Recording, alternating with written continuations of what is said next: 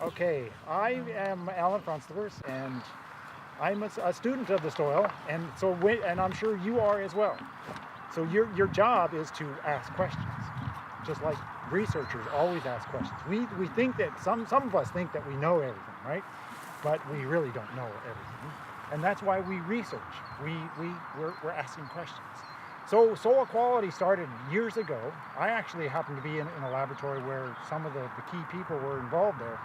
And so it was called soil quality for a reason, because we have soil with various inherent qualities and qualities that are manageable.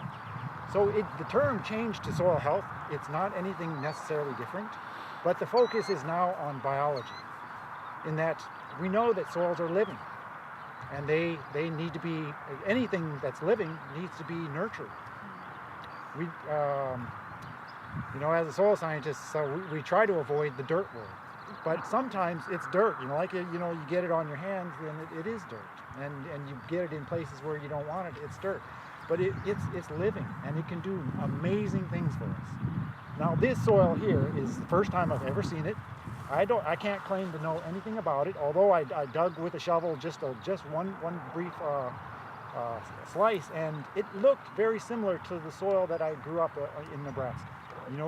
If it's moist, it sticks to your hands, and it has relatively large clods because it's so reactive. The only way it can really react is at the surface, and the original prairies that can't imagine, but I suspect this was a prairie here at one time, just based on what the soil looks like.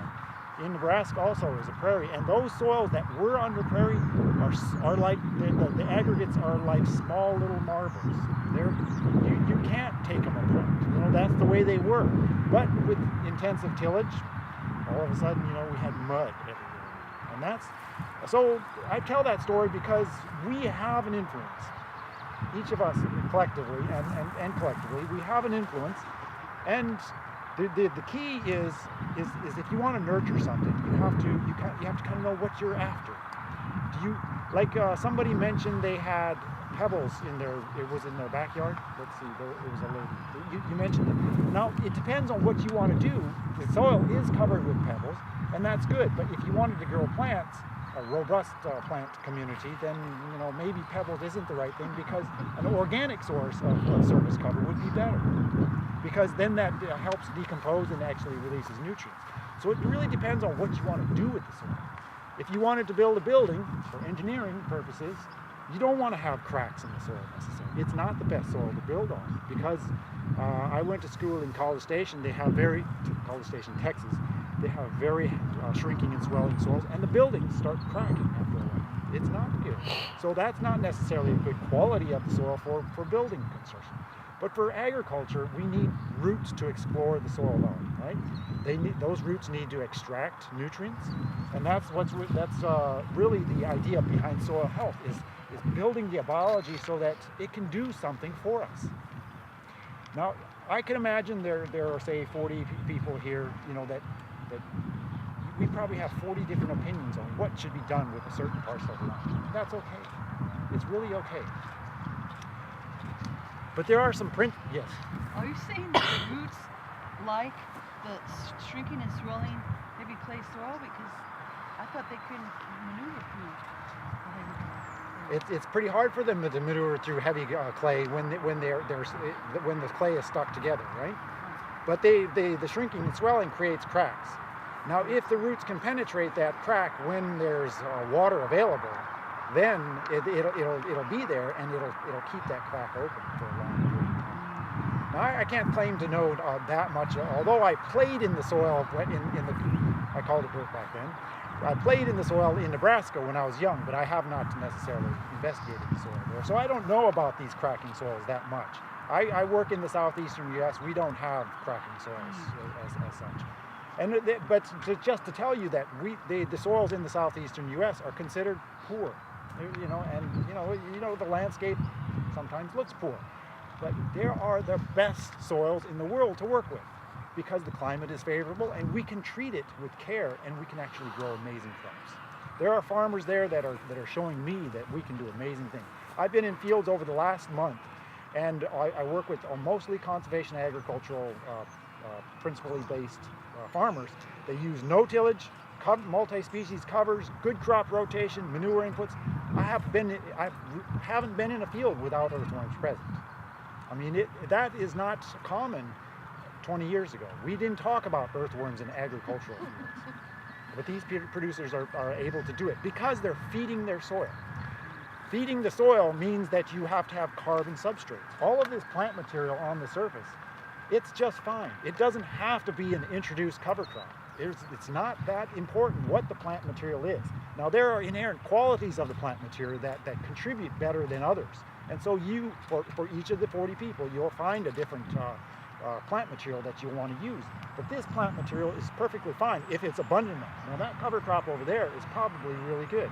And because it was mowed, it had a lot of deposition of plant material out there, and that was a good thing. And now it's regrowing, and so there's more carbon being deposited there. So that's all a very good thing.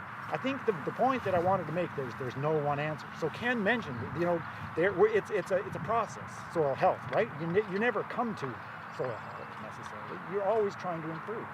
Just like all of us, if we want to be fit, no one's ever satisfied, right? You can't just stop. You don't stop.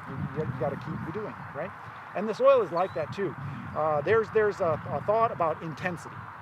And now, Hunter, you can shut me off anytime because I'm just going by the okay. You're good. I know. Well, I know I have enough time, but I mean I didn't know what I was going to talk about. Well, eventually we'll have Okay, all right. Well, I wanted to talk about intensity. So, there's some terminology sometimes that high intensity agriculture is our bane of existence, right? In that we are applying too much. Now that kind of intensity where we saturate our environment with chemicals that are not very good for us maybe, that's not necessarily good. But high cropping intensity where we have a living plant all the time, that's a good thing. We need to take all this carbon dioxide in the atmosphere and put it in plant material and have it recycled. So that is really the beginning of biology in the soil, is that those organisms need to have their food substrates. That carbon from the plant material is their source. So it can be from the above ground. So this material here above ground is good. It'll decompose, but what's underneath the soil, which we don't often see, the roots. And just because a root is present, that's not the only carbon substrate there, because those roots exude carbon substrates as well.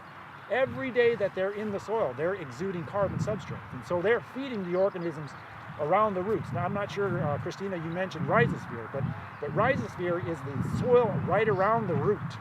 And there you can get 10 times greater microbial activity than the bulk soil. And so that means that the roots are very important. They're exuding carbon substrates. They're feeding, I'm not sure what I can say as an analogy, but the microorganisms are at the trough, like for animal activity, they're at the trough, they're feeding right there.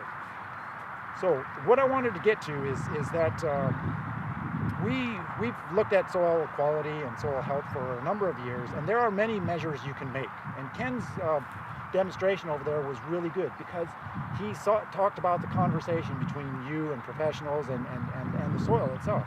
And taking the time to observe the soil is really important. I think that's what I've observed from those producers that are making changes in their operations. They take the time to actually look at their soil. Whereas you see, at least from where my brothers live in Nebraska, they have producers they work with, and they are on their tractor. They don't see their soil necessarily. Now they're using no tillage, so they don't really see their soil because it's being covered, and that's a good thing. But I think it's important to take the time to observe. And so there are simple methods that you can use to observe the soil, and then there are more complex. So Christina gave us more of the complex, and who understood anything that she said? Okay, all right. So one out of the group. Only one. Okay, two. All right. A couple of her grads did. Okay, all right, and some others. Okay, I was just joking, but that. What I wanted to say is that those are more complex things, and I'm not sure that we also understand everything that's going on. first of all, let me just say that, how do we know that 1% of the organisms are known? Because if we knew the other That's a good 99, then question. how do we know 1%? Well, But you analyze a sample and you get 100 different genes and you know one. okay, right, Right. okay, all right, okay, so it's an approximation, it could be, that's right. All right, okay, so and then there are simple methods of just smelling the soil, or feeling the soil, or looking at the soil, and that's important. So I think it's really important also to know each individual soil. Ken, how many soils are in the United States?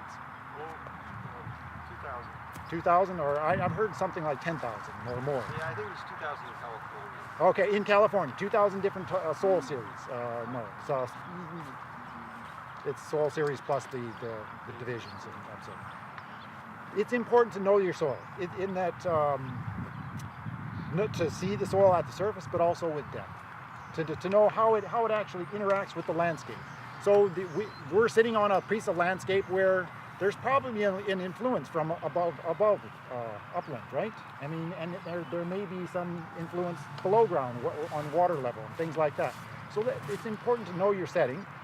So it's to know the soil is to understand its activity also, and that's been kind of my focus recently. Is that we also measure soil respiration. We take a sample, and I've worked with somebody has heard of Solvita, yeah, and Haney test, soil health test, right? So Rick Haney is a colleague of mine that went to school at Texas A&M also. And we've been working on this for a number of years, and right now, so let me just back up a little bit and say that we're looking at this more intensely because what is the most expensive input into, say, agricultural operation? It could be multiple answers. Labor, okay. Fuel. Taxes. Taxes, okay. Water. Soil amendments. Right, and so again, it depends on your situation. Probably all of these are correct, right? And for each operation, it could be. So a lot of expense and a lot of energy expense is embedded in nitrogen fertilizer. So that's a key thing that cuts across most cropping areas across the United States and around the world, is that nitrogen is really needed. Plants need nitrogen. Now these plants, I don't know for sure, but they may not have received nitrogen right in this plot area here. But why are their plants growing here? They have nitrogen in them. They got it from somewhere. Now there's 80% of nitrogen in the air. Do you think they got it from there? Probably not, right? Because they would have to have some sort of symbiosis where they could actually gather that nitrogen from the air. So there's organic matter, and that organic matter has nitrogen in it. And the activity of organisms releases that nitrogen to the plants. As an organism consumes carbon substrates, it is releasing, it's taking up the nitrogen from that organic matter into its body, and then when Christina said she kills the organisms, you know, that nitrogen is exploding also when you fumigate a sample, it's exploding. I'm not sure about methyl bromide, but we did some work earlier, 20, 30 years ago.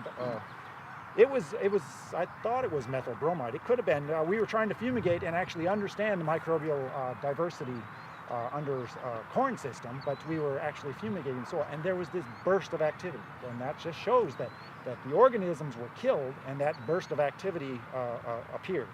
And this nitrogen is released from the activity of organisms. So if the soil is very active, you have a lot of nitrogen release. And if you have low organic matter, that means you have low nitrogen in the organic fraction. So there's a less potential for it to be released because it's low organic matter.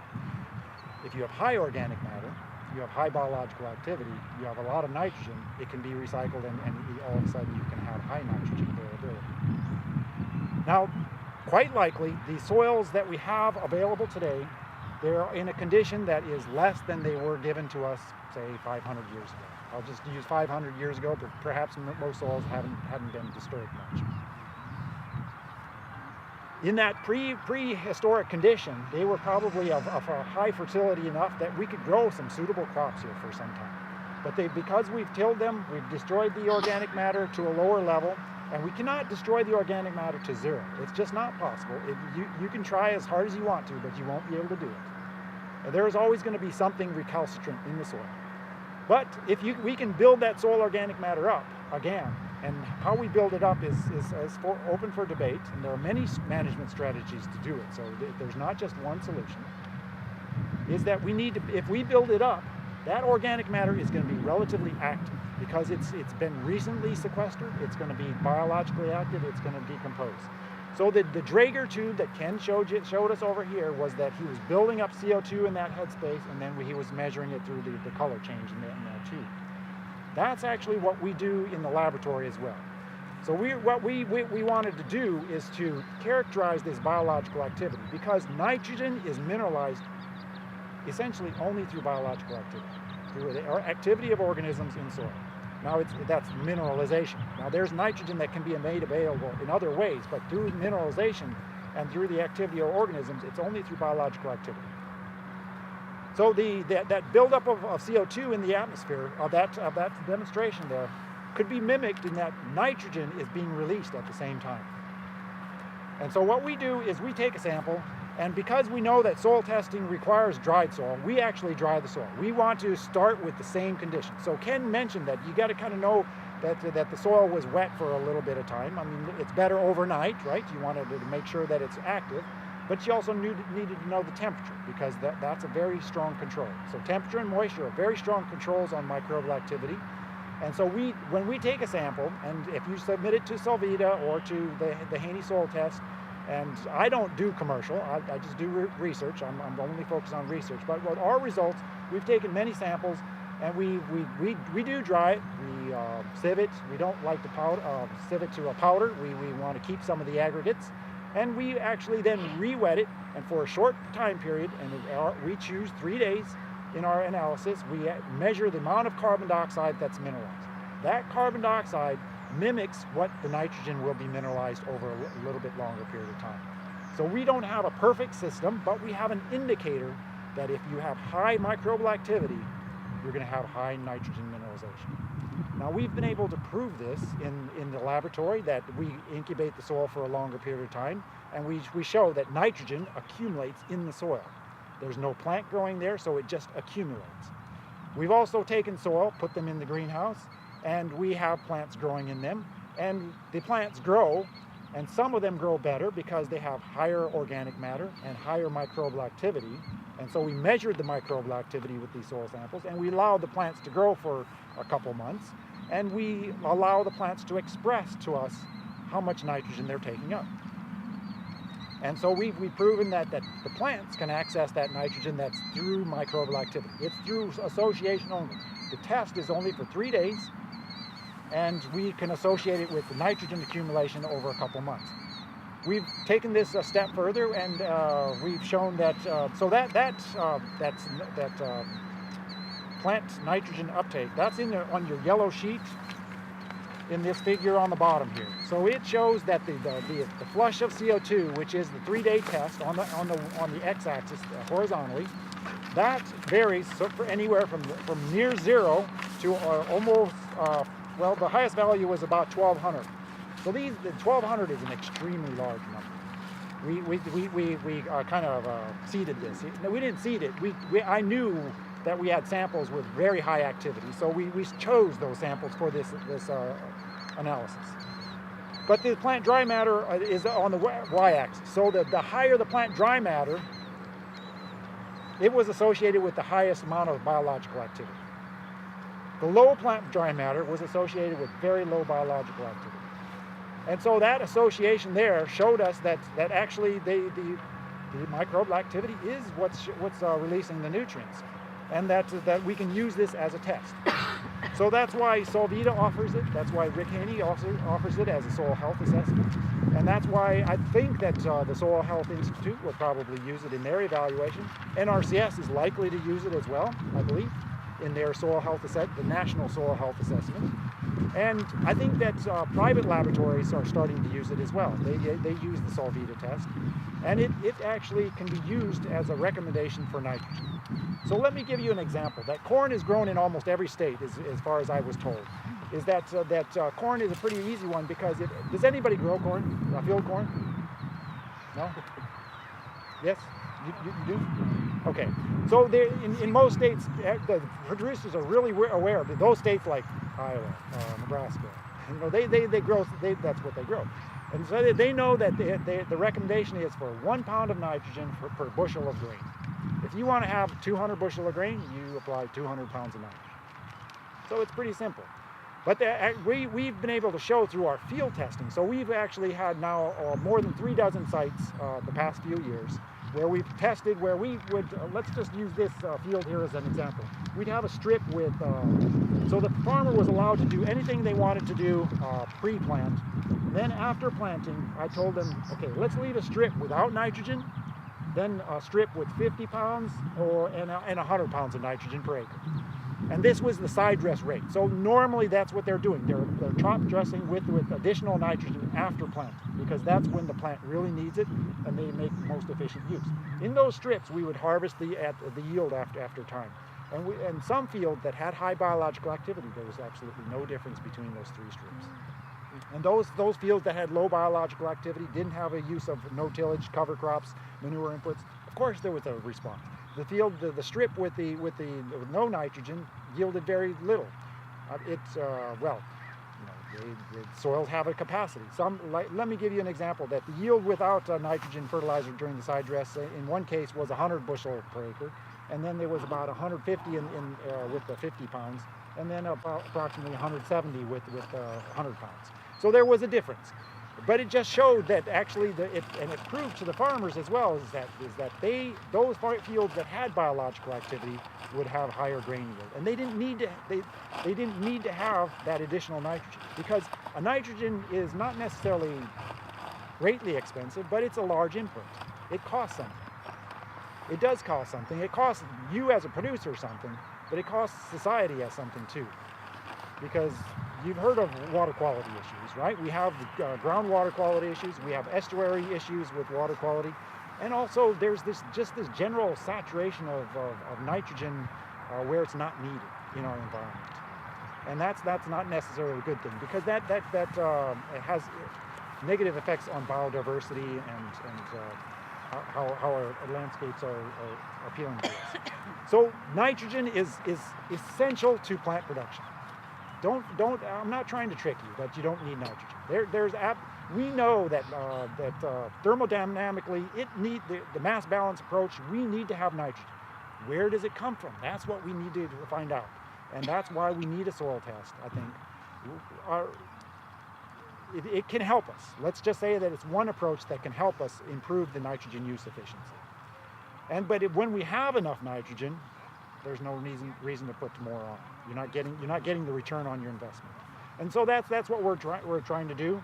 So we are not trying to transform magically carbon into nitrogen. It's not that way. We're just associating the microbial activity which we measure the carbon and know that the nitrogen can be made available through that process. So any questions right here? And then I'll go through the table up on top there.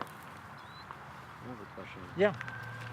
From what little I understand on microbial activity, it's not static. Can't hear the question. Yeah. I said what little I know about microbial activity is not static. So when we're taking these CO2 tests, is there a good time versus mid-growth, or what if it's just been tilled versus it's been sitting for a long time? Right, it's a great question. So when do you take a sample now in the field or for a lab test? Well, you would be taking a sample from the field either. Yeah. Okay. Right. So what I failed to do, and it really hit me when Ken was speaking, is that in the field we measure CO2 evolution, and it's the same thing as it's respiration. It's kind of the same thing that we're doing in the laboratory. But that's in the field, and whereas in the lab we're measuring potential. We're all of a sudden standardizing it to the exact conditions that we want. We want to have the right temperature and the right moisture, and we want to have the amount of time that's essential. So we don't get as much variation when we do that in the laboratory because we standardized it. All the conditions are always the same. Whereas in the field, it's not the same, right? Today might be cooler than tomorrow. And you standardized it by bringing it down to dryness. Well, that's true also. Part of Yes, it. that's right. And then also standard temperature. That's right. As you said, moisture and temperature are two basic controls. That's right. And so the question was, is when should you take the Right. respiration? Right. So right. So the getting a sample it's important to have the right depth first of all. Okay. So be sure that you're getting the same depth for every sample. So when you take a soil test and send it to a laboratory, so is the most common commercial laboratory CPS? Is that? No, there's a bunch of them. There's A bunch of them. Okay, so I don't want to pick out anyone, but okay, I'm sorry I didn't even mention that. Okay, that when you send it to a commercial lab, you have some instructions or guidelines on how to do that too. So hopefully you do a good job of taking that sample, and when we receive it in the laboratory, there can be some variations, but mostly we would suggest that you take it before the crop is planted. And if that's say a spring planted crop, okay, so I'm in California. I'm sorry I don't know the system, but you're probably planting at perhaps at different times of the year. In most of the continental region of the United States, we have summer crops, right? So we take it in the springtime. But the potential carbon mineralization, it's not as influenced by time of year. There's some variation. When there are more roots, it has higher potential carbon mineralization. But in the field, it's really important to know the conditions that you have, because you're not standardizing the conditions. So you're looking at like a residual microbial activity when the plant isn't present? That's right. So what we measure is the yes. So the question is the residual microbial activity. That's what we're trying to measure. It's like when the plant isn't there, how much is still existing in the soil? Yeah, right. So when Ken mentioned you don't necessarily want to have so much high activity, right? That's in the field, because the high activity in the field means that it's burning up.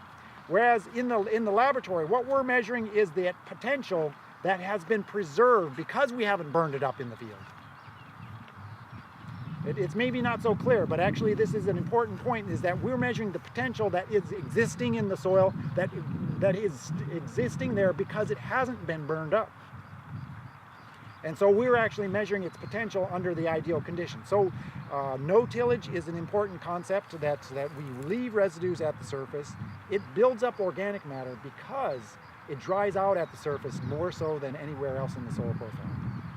Because it receives the rain, it gets wet first, right? But it dries up first also.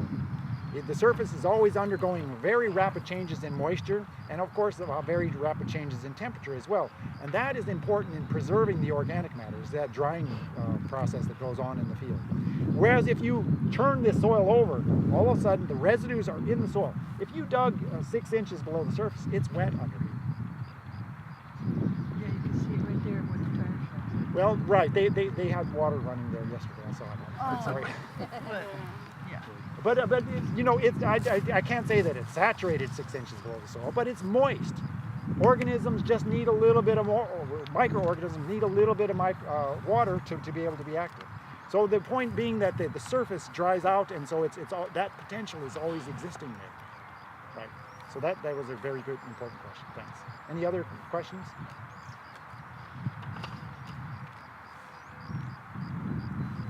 Yes, Claire.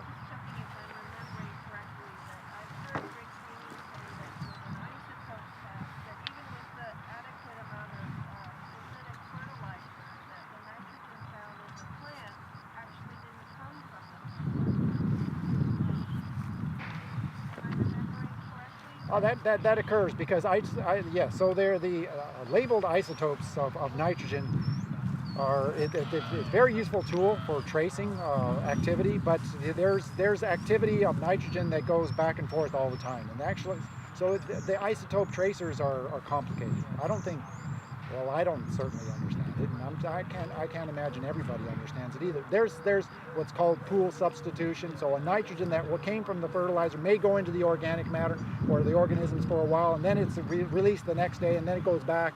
So there's this back and forth that goes on. There's competition between microbes and plants as well for that nitrogen, right? So it's very dynamic. Go somewhere before going into the plant. some competition between the sources and how it's taken up. Yeah. Right. Okay, so we're going to go over the land uses here. And Yeah, the and activity. I would point out, so, and I just want to tell them where these tests came from. So on the back of the yellow sheet, Rick Haney's been mentioned a couple times. He's a researcher. Is he a Texas A&M? He's he's USDA at Temple, Texas. USDA, and he's worked with Alan on a number of research studies. And for me, and Alan can correct me if I'm wrong, but one of the take-home messages that we seem to be getting at through the work of people like Alan and Rick is a better appreciation for the different nitrogen pools. And it seems like in the past, a lot of times it was measured as just, well, what's your inorganic N available, right? The N that's already mineralized. And with the increased appreciation for the role that the microorganisms have in releasing it now, they're also studying the organic N in addition to it, right? So you have your residual nitrogen, but then also your potentially mineralizable nitrogen. And it seems to me also that one of the hallmarks of the Haney test is that he's tried to develop soil laboratory extractions methods and so on that mimic the solutions in the soil, right? So you're not using a super excessively strong extracting agent to show you things that might not actually, nutrients that might not actually be available to the plant. So that's one thing here. He's also interested in carbon-nitrogen ratios because that relates to mineralization, and not only the carbon-nitrogen ratio of the total soil carbon or nitrogen, but again, the nitrogen and carbon existing in the fluid extracted in a more natural process, right? So a bunch of things that he's looking at there, and I'm sure Alan can point out a few more things. The white sheet front and back was a more standard, and this was done last fall in this particular test. We had a researcher from, or the regional head of a new division of NRCS. I don't know if that's been mentioned yet, but NRCS just, I think about 2 years ago, developed this full soil health division that now has state and regional representatives, and so one of their folks came down and ran a test on these. Actually, it's 5 soils, so the first 2 are field 34, which is here. Then they also did some from the orchards, which are conventionally managed, and vineyards, which I also believe are conventional. And so those five soils follow down throughout that whole sheet. The white sheet was done a couple years ago, I think about 3 years ago, and that's more of a standard soil test. It shows you what some of the other nutrients in the soil are. Hunter, quick Yeah. question. First 2 sample IDs, you're saying those are organically managed? Correct, the first 2. It's all got Ashra's name. Tubele is the professor that we met earlier, and the C34 is this field. So I guess it's just 2 different samples from different plots in the field, but those are both from this 8 acres here.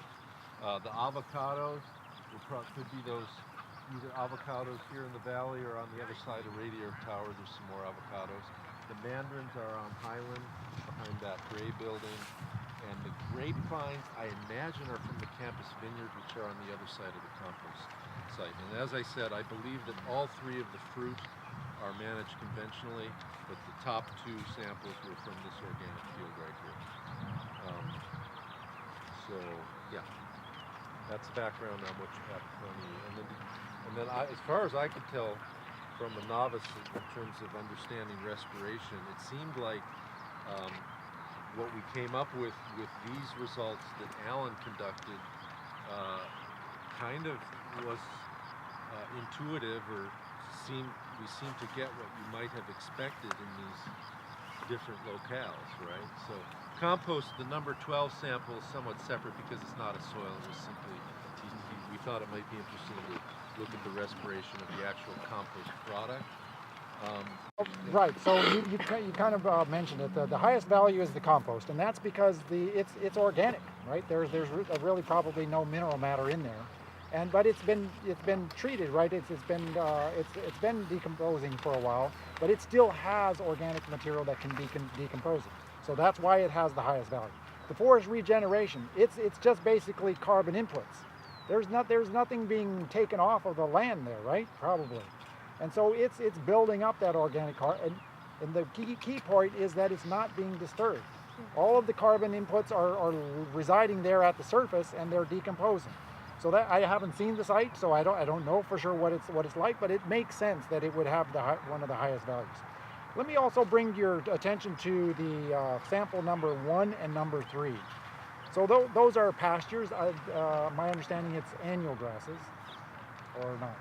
Mostly. So the goal in number 1, we actually helped fund a multi-species grazing project there, managed a little bit more holistically with the rotational grazing. So we had recently a group of sheep, cattle, and goats on there. Prior to that grazing from the 3 species, we had put an addition of compost on the land, and so a little bit less intensively managed than number 3. The number 3, as I said, was just a paddock about the size of this mowed portion here that has cattle continually coming onto it before they're tested at this particular unit. And the thought was, as well, let's compare a field that's more intensively grazed than this other one that's managed more holistically. Well, as it turned out, as you'll know, we'd have pretty lush spring with the rain, and it didn't look overgrazed or anything. It looked like actually very lush, New Jersey lawn. So we were maybe expecting to see a more striking difference between the two, but in fact, they turned out to be pretty similar. The point I wanted to make with the grass is that in most regions, I know in California you have a lot of annual grasses, but perennial grasses have roots present almost all the time. So again, roots present, the physical structure of roots is one thing, but their exudates and the carbon that's being released is another, right? So it's happening, say, nearly year round. Even when you don't think the plants are necessarily growing, some carbon substrates are being released. And so perennial grass systems are a great way to rebuild soil. So if you can get that introduced into your rotation somehow, like strawberries following a perennial grass, might be a good strategy. Not only for building soil health, but maybe for controlling pathogens as well. I know it's an economic consideration of how you actually rotate, but that's an important point is that grasses have that inherent capability to improve soil. And that's why a lot of times we use annual cover crops that are grasses, cereal crops, they have a very fibrous root system that releases a lot of carbon to the soil. The other point is that the strawberries that are maybe, as we just used this as an example, I know this is the organic side, but almost all of the strawberry systems were relatively lower. Now the organic field, 34, that's I guess here, right? Right here is number 6. That's number 6, the lab ID 6. And that had a higher than the conventional strawberries. But the fact that one tills the soil a lot, that has a really negative impact on carbon resources. Now it's not to say, Jerry, that you have to have a goal in mind. If your goal is to get a small seed into a fine seed bed, what are you going to do? You have to have a fine seed bed, right? It's important. But do you have to do, for a small seed, do you have to till, 8 inches or 12 inches? Is that important? Or do you just have to just get at the very surface? I'm just saying that there are many, many, many options that everyone should think about, and that you should be innovative. You should try things out. And it's not just about soil health, right? Because your herbicide application or controlling weeds is important too. How you make money and what that plays in. How labor are influencing your operation. All of these things are important. I don't claim to have all the answers, but as far as the soil health, if we build the soil and through carbon additions, that's our best method. As far as anything else there, I guess we were probably surprised a little bit about organic vegetables, number 8, that it was relatively low. But again, tillage makes a big difference. That was from that field over there that still has some veggies in it. So lower than this strawberry field, which is here. The cover crop, more elevated. So that's the cover crop right there. It was number 7. A little higher than the veggies, which makes sense because it's had the legumes doing their work there. far as the orchards, so number 10 and 11, and then the avocado orchard, that was kind of interesting, but also kind of intuitive. The lemon and the avocados, much more elevated than the peach. Well, when you go over behind those buildings and look at the peach orchard, I mean, the ground almost just looked like cement because it's clean managed and the trees are young, so not much canopy, not as much shade, so they were the lowest of the fruit. You go then over to the lemon orchard by the entrance of Highland, and we took, you know, the rows are clean in between, but there was a lot of litter from the trees, and we took the samples from under the canopy. So cooler climate for the organic matter to build up, and even though it's conventionally managed, a lot of You need to, you know, reintroduce a growing plant almost immediately. That's the real key. Is build it back up. Don't have this long fallow period where the resources are being consumed without being regenerated. And the other thing is that wire that Ken put in the ground, that's an interesting thing, and we use even more sophisticated ones, you know, a little more expensive. It's just a steel rod that they poke in the ground. That is only an indicator. Roots don't act the same way, do they? They are finding a crack in the soil and they follow the cracks. So you mentioned the macropores. That's why no tillage works.